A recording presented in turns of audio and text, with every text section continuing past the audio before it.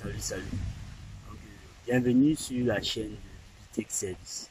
Aujourd'hui, il est question pour nous de vous présenter la culture pérenne. Les cultures pérennes, surtout en Afrique.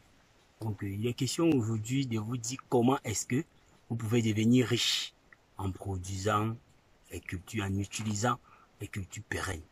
Donc déjà, les cultures pérennes, ce sont ces cultures-là qui ont la capacité déjà de vivre pendant longtemps.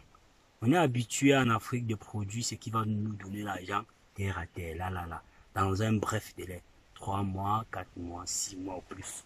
Alors qu'à côté, il y a des cultures pérennes qui peuvent vous permettre déjà de garantir une scolarité pour vos enfants, de garantir une vie meilleure pour vos enfants, pour votre progéniture, et déjà aussi de vous aider à protéger l'environnement.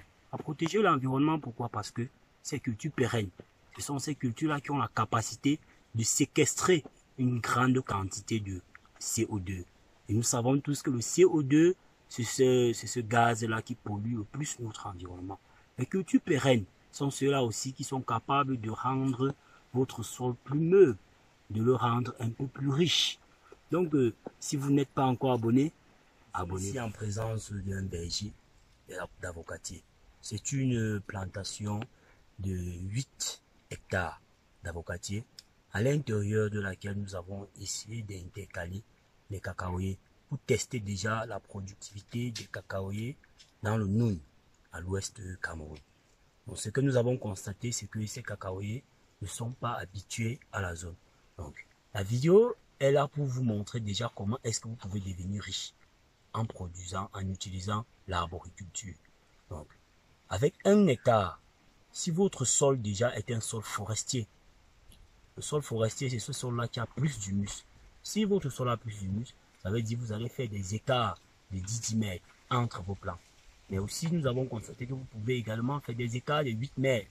Mais si le sol est savanneux, ça veut dire qu'il est moins riche, vous pouvez faire des écarts de 6 mètres, de 5 mètres pour les sols très pauvres et également des écarts de 7 mètres. Donc, ça varie entre 5 et 7 mètres. Donc, le choix de la variété que vous allez utiliser dépendra de votre objectif de production. L'objectif de production, pourquoi?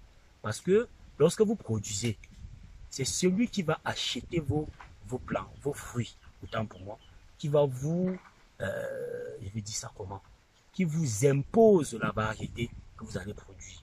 Donc celui qui veut devenir riche en faisant l'arboriculture ne produit pas pour son plaisir, il produit pour la clientèle. Raison pour laquelle il va identifier déjà la clientèle avant de produire. Après avoir identifié votre clientèle, vous devrez déjà positionner votre site de production en fonction du marché, en fonction du client qui va acheter.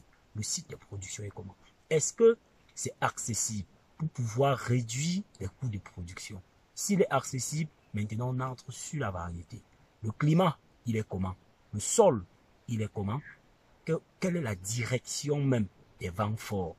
Quand vous prenez en compte ces facteurs, vous pouvez mettre votre variété en champ. Mettre la variété en champ, vous créez les poquets. Le poquet, c'est le petit site qui va héberger votre plant. Lorsque vous faites l'implantation pour le cas des avocatiers, après 3 ans, sur un sol forestier, vos plants commencent à porter les premiers fruits. Imaginez un sac d'avocat de 100 kg coûte 35 000 francs sur le marché. Et lorsque vos plants sont au début de la production, 2 plants peuvent déjà vous donner pratiquement un sac. Donc après 3 ans, vous pouvez jumeler la production de 2 plants et vous avez un sac.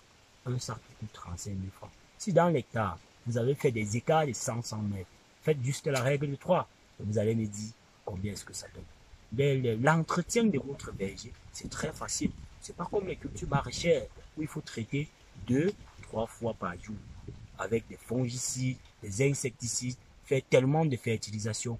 Il faut aussi la main d'œuvre qui est très coûteuse. Donc, produire des cultures pérennes. Déjà, c'est moins coûteux. La production, elle est moins coûteuse. La main d'œuvre, elle est facilement accessible. Elle est moins coûteuse. Et également, les produits sur le marché sont très coûteux. Et c'est à long terme. Donc, voilà grosso modo quelques facteurs qui peuvent vous permettre de devenir riche en faisant la culture pérenne. Merci de nous avoir suivis. Nous vous disons tout simplement à très bientôt.